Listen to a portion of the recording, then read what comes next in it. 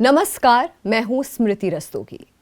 बांग्लादेश एक बार फिर अस्थिर है, असुरक्षित है और इतिहास के एक ऐसे मोड़ पर खड़ा है जहां से लिया गया हर कदम पूरे देश की दिशा तय करेगा।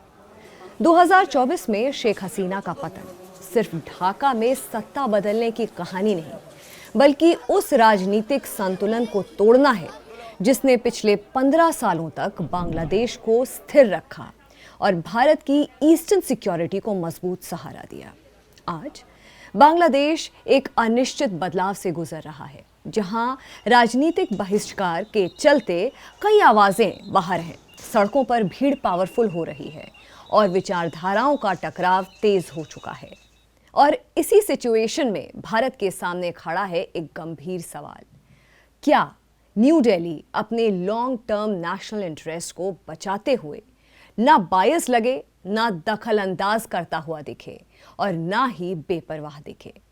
क्योंकि ये सिर्फ भारत बांग्लादेश बायलैटरल टाइज का मामला नहीं है, ये फैसला तय करेगा बे ऑफ बंगाल की स्टेबिलिटी, पूरे ईस्टर्न एशिया का संतुलन और भारत के अपने ईस्टर्न बॉर्डर स्टेट्स की सुरक्षा। साफ शब्दों में कहें तो बांग्लादेश का भविष्य और भारत की जियोपॉलिटिकल अंडरस्टैंडिंग दोनों का इम्तिहान एक साथ हो रहा है। और इसीलिए बांग्लादेश की सिचुएशन है बियॉन्ड बाउंड्रीज, भारत्स वर्ल्ड व्यू।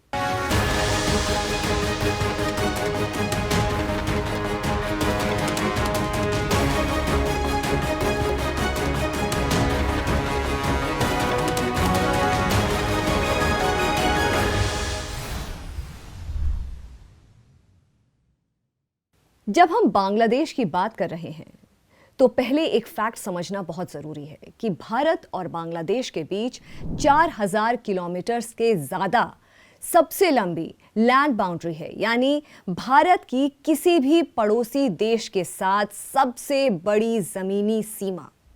और सिर्फ जमीन ही नहीं, 50 से ज्यादा ट्रांस बाउंड्री नदियां दोनों देशों को जोड़ती हैं।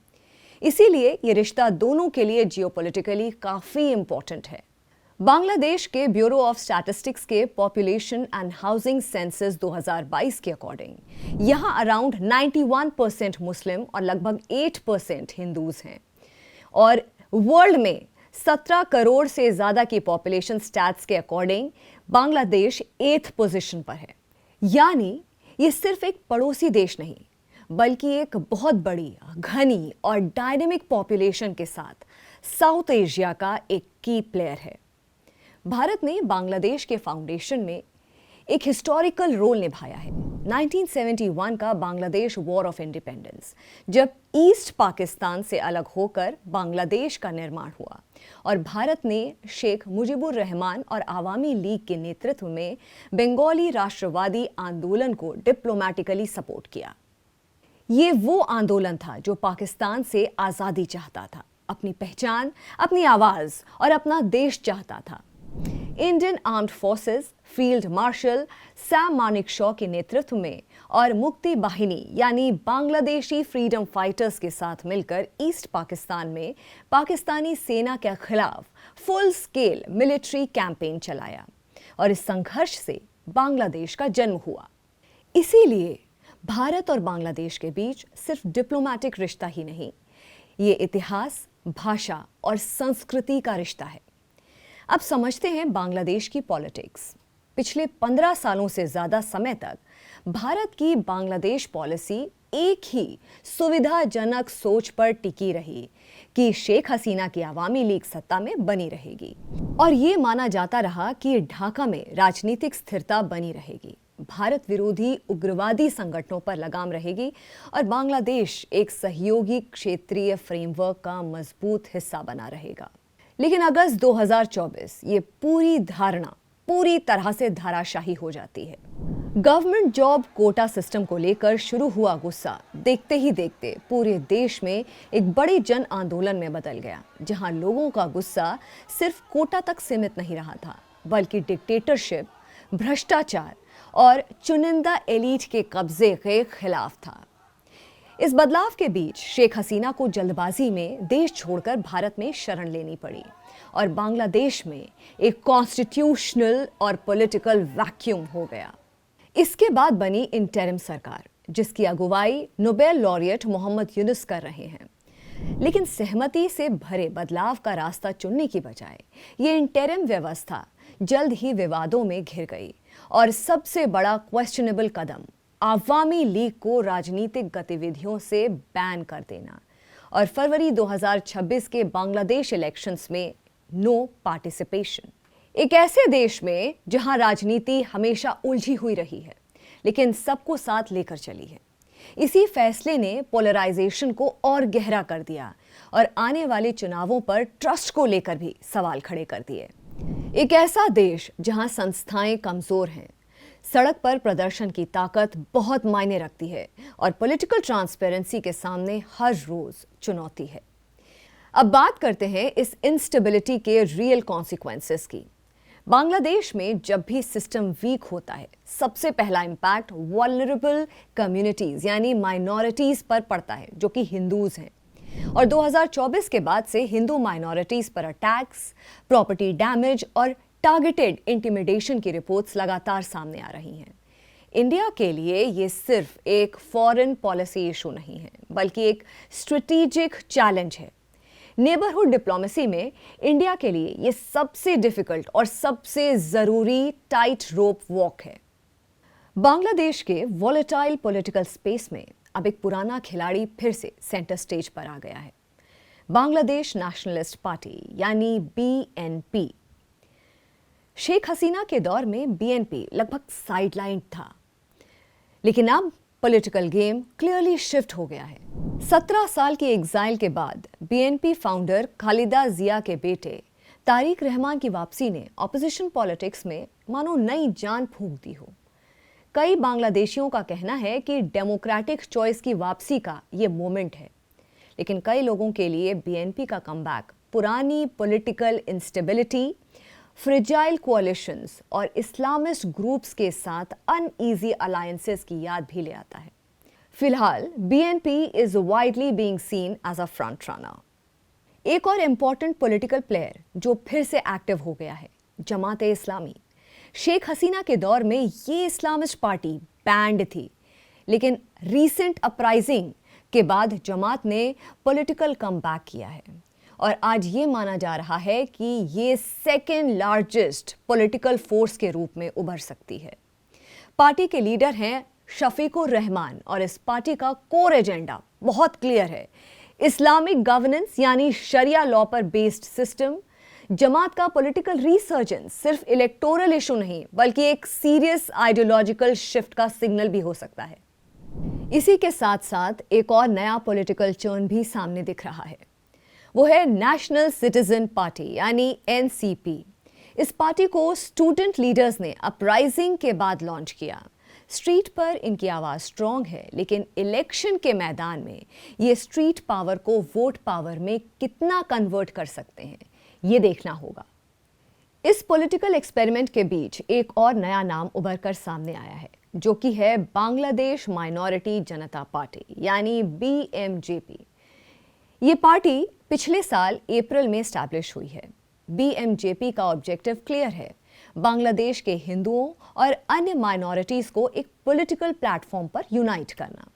यानी बांग्लादेश की पॉलिटिक्स आज सिर्फ पावर ट्रांसफर नहीं देख रही है, बल्कि नए पॉलिटिकल आइडेंटिटीज और वोट बैंक इक्वेशंस का भी टेस्ट हो रहा है।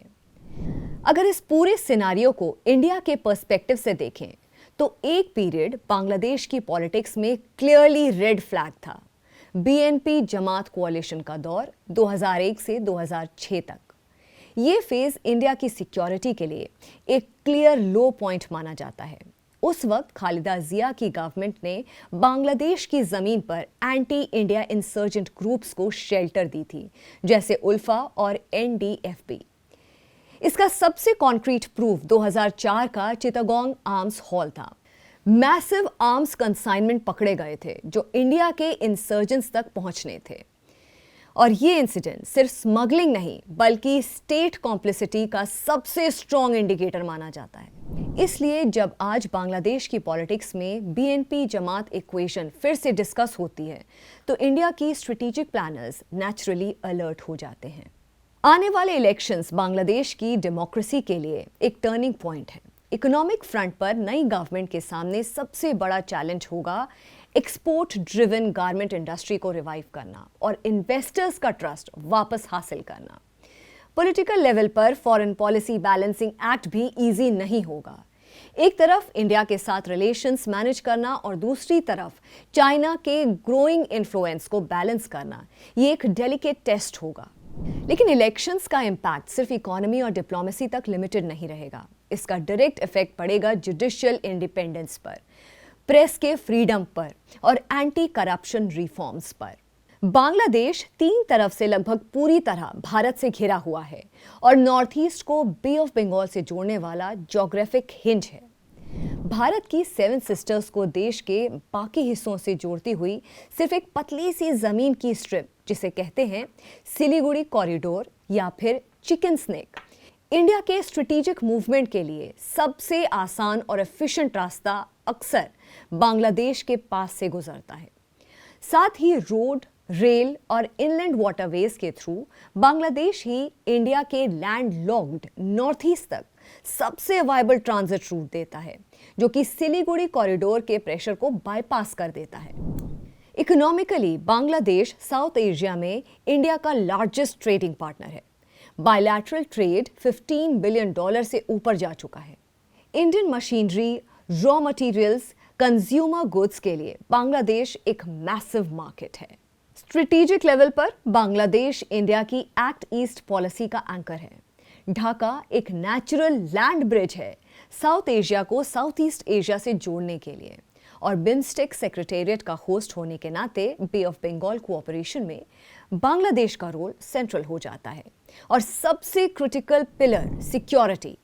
शेख हसीना के दौर में 2009 से 2024 तक India Bangladesh security cooperation unprecedented रहा है। उल्फा और एनडीएफबी जैसे सेपरेटिस्ट ग्रुप्स पर क्रैकडाउन हुआ, जो पहले बांग्लादेशी सॉइल को सेफ हेवन के तौर पर यूज करते थे। इस कोऑपरेशन ने इंडिया के ईस्टर्न बॉर्डर को रिमार्केबली स्टेबलाइज किया। इसलिए जब बांग्लादेश अनस्टेबल होता है तो उसका इंपैक्ट बॉर्डर तक लिमिटेड नहीं रहता। माइग्रेशन प्रेशर बढ़ते हैं, बॉर्डर टेंशन का इशू होता है, क्रिमिनल और एंटी इंडिया नेटवर्क्स एक्टिव हो जाते हैं और पूरे रीजन में अनसर्टेनिटी स्प्रेड होती है। लेकिन पिक्चर का दूसरा साइड भी उतना ही इंपॉर्टेंट है। एक स्टेबल, कॉन्फिडेंट बांग्लादेश इंडिया की सिक्योरिटी को स्ट्रेंथन करता है और इकोनॉमिक प्रोस्पेक्ट्स को एक्सपैंड करता है। बांग्लादेश को समझना सिर्फ फॉरेन पॉलिसी का सवाल नहीं, ये भारत की सिक्योरिटी, स्टेबिलिटी और मेजर ट्रेडिंग पार्टनर का सवाल है। आगामी इलेक्शंस के रिजल्ट्स सिर्फ बांग्लादेश का फ्यूचर नहीं, बल्कि इंडिया के ईस्टर्न फ्रंटियर का फ्यूचर भी डिफाइन करने वाले हैं। फिलहाल मिलते हैं नेक्स्ट एपिसोड में एक और इंपॉर्टेंट जियोपॉलिटिकल फ्लैश पॉइंट के साथ। तब तक के लिए नमस्कार।